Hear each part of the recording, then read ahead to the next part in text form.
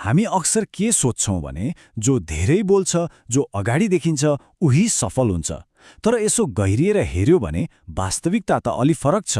खास सफलता पाउनेहरू त प्राय शान्त हुन्छन्, धैर्य राख्छन् र चुपचाप सबै कुरा नियालिरहेका हुन्छन्। ल सम्झिनुहोस् त, साह्रो छँदा हामीलाई के लाग्थ्यो, क्लासमा जो फटाफट बोल्छ उही त हो नि सबभन्दा बाठो। तर हेर्नुहोस् त, जिन्दगीले अर्कै कुरा सिकाउँदो रहेछ। असली चलाखी त त्यो हल्लामा होइन, बरु शान्त भएर हेर्नुमा, गहिरोसँग सोच्नुमा लुकेको हुन्छ। त्यसो भए चलाखीको त्यो असली शक्ति आखिर हो के त? आज हामी यिनै 10 गुणहरूको बारेमा कुरा गर्नेछौँ। यस्ता गुणहरू जसले कुनै पनि व्यक्तिलाई साँच्चीकै रणनीतिक र सफल बनाउँछ। ल सुरु गरौँ है त। हाम्रो यात्राको पहिलो खण्ड हो हेर्ने र सुन्ने कला। यहाँ हामी बुझ्ने प्रयास गर्नेछौँ कि चलाख मान्छेहरूले कसरी बोलेर होइन, बरु हेरेर र सुनेरै जानकारीको खजाना जम्मा गर्छन्। यो खण्डमा हामी 3वटा मुख्य कुरामा ध्यान दिनेछौँ। पहिलो, गहिरो अवलोकन, मतलब सतहमा जे देखिन्छ त्यसभन्दा पर हेर्ने क्षमता। दोस्रो, शब्द बिना नै भावलाई बुझ्ने कला। र तेस्रो, आफू कम बोलेर अरूलाई धेरै सुन्ने बानी, जुन ज्ञान पाउने सबैभन्दा शक्तिशाली तरिका हो। यो भनाइले ठूलो अर्थ राख्छ। चलाख व्यक्तिले जे देखिरहेको छ त्यसको पछाडिको कारण खोज्छ। उनीहरू हतार गर्दैनन्, बरु वरपरका साना साना सङ्केतहरूलाई पढ्छन्। याद राख्नुहोस्, चलाखी बोलाइबाट होइन, अवलोकनबाट सुरु हुन्छ। शब्दले ढाँट्न सक्छ, तर शरीरले ढाँट्दैन। कसैले केही नभन्दा पनि उसको शरीरको भाषा, आँखाको चाल अनि स्वरको उतार चढावले धेरै कुरा भनिरहेको हुन्छ। चलाख मान्छेले यो बुझ्छ कि मानिसको वाक्यभन्दा उसको मौनता कहिलेकाहीँ धेरै शक्तिशाली हुन्छ। हेर्नुहोस्, यो संसारमा बोल्न खोज्नेहरूको कमी छैन। सबैलाई आफ्नो कुरा सुनाउनु छ। तर चलाख मानिस सुन्ने कलामा माहिर हुन्छ। किनभने सुन्दा ज्ञान पाइन्छ, सम्बन्धहरू गहिरो हुन्छ र सबैभन्दा ठूलो कुरा, मान्छेको भित्री चिनिन्छ। कम बोल्नुको मतलब ज्ञान कम हुनु होइन है, यसको मतलब हो सही समयमा ठिक कुरा बोल्ने कला हुनु। ल अब दोस्रो खण्डमा जाउँ, धैर्यको भित्री शक्ति। बाहिरी संसारलाई हेरिसकेपछि अब चलाख मानिसको भित्री संसार कस्तो हुन्छ त्यसमा डुबुल्की मारौँ, किनभने वास्तविक शक्ति त भित्रबाटै आउने हो। यो खण्डमा हामी 4वटा महत्त्वपूर्ण गुणहरूको चर्चा गर्नेछौँ। पहिलो, सिक्नको लागि मलाई थाहा छैन भन्न सक्नु। दोस्रो, जस्तोसुकै कठिन अवस्थामा पनि धैर्य राख्न सक्नु।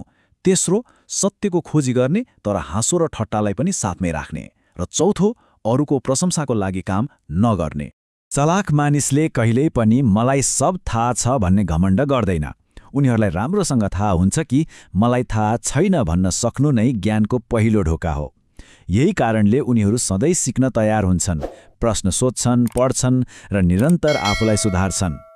आत्तिएको मान्छेले अक्सर अवसर गुमाउँछ, तर धैर्यवान मान्छेले समयको खेल बुझ्छ।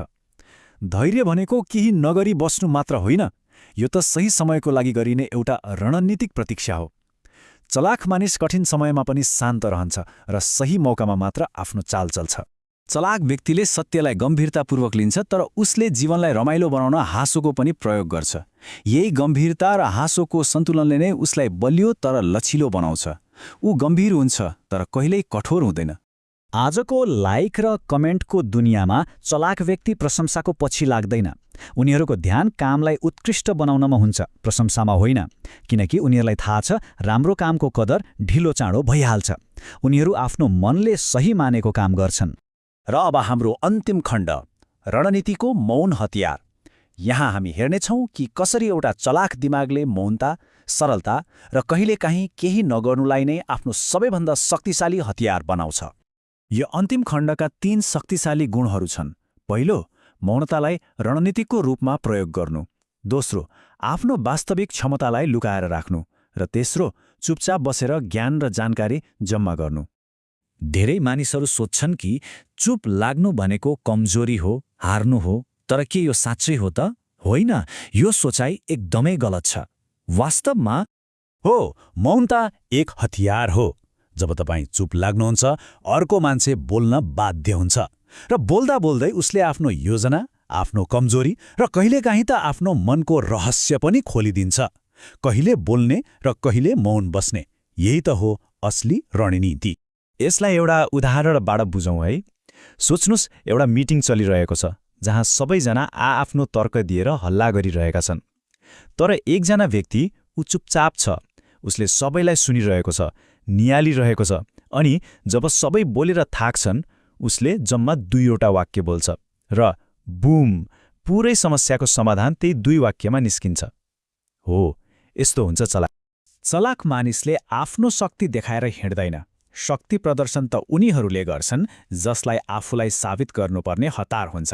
वास्तविक चलाक व्यक्ति शब्दले होइन, परिणामले बोल्छ।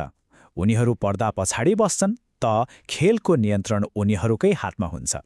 ल, यी सबै गुणहरूबारे जानिसकेपछि एउटा ठूलो प्रश्न मनमा आउँछ कि यस्तो बन्न सकिन्छ? यो अन्तिम खण्डले यही प्रश्नको जवाफ खोज्ने प्रयास गर्नेछ। हामीले भर्खरै चर्चा गरेका यी 10 गुणहरू छुट्टा छुट्टै होइनन्, यिनीहरू एक अर्कासँग जोडिएका छन् र यिनीहरू सबै मिलेर एउटा यस्तो शक्तिशाली मानसिकता बनाउँछन् जसले जीवनको हरेक मोडमा अगाडि गर्न मद्दत गर्छ। र यहाँ आउँछ सबैभन्दा महत्त्वपूर्ण कुरा। यदि यी गुणहरू आफूमा छैनन् जस्तो लाग्छ भने निराश हुनुपर्ने कुनै कारण छैन, किनकि चलाखी भनेको जन्मजात आउने कुरा होइन, यो त बनाइने गुण हो। हरेक दिन अलिकति अवलोकन गरेर, सोचेर र धैर्य राखेर जो कोहीले पनि यो कला सिक्न सक्छ। तर अब फेरि अर्को प्रश्न उठ्छ, यी गुणहरूलाई आफ्नो जीवनमा विकास चाहिँ कसरी गर्ने त? यो आफैमा एउटा गहिरो विषय हो जसले हामीलाई अझ धेरै सोच्न र सिक्नको लागि प्रेरित गर्छ।